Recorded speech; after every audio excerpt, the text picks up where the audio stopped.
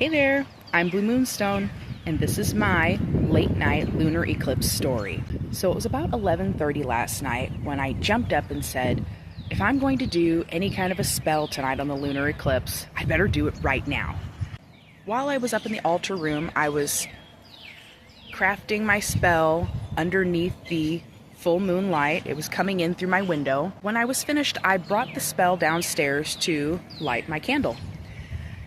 Now, about that time, I happened to glance outside, and I realized that the evening had grown dark.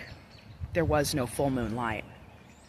So I went out my back door, and I witnessed the most beautiful, spectacular moon that I have ever seen in my life.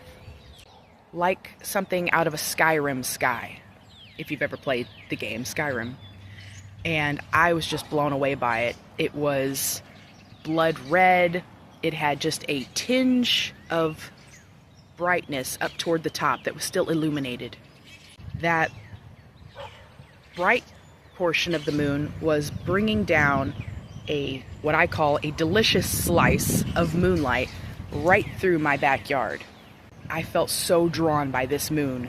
I went charging out into the night air, and I felt like the night was just supercharged with this potent energy of empowerment and shedding old fears and habits. I went out beneath this moon. I threw my arms wide and twirled and twirled and then ran back to the house. And if you've ever tried to run when you were somewhat intoxicated, that was the feeling. I think it was absolutely spectacular timing that I felt called to do my candle spell just before the moon eclipsed. So, and while it was under the eclipse, the birds out here started to call like they didn't know what to make of it. And a couple blocks over, someone's dog began to howl the most mournful, like a lone wolf out in the woods. It was absolutely hauntingly beautiful.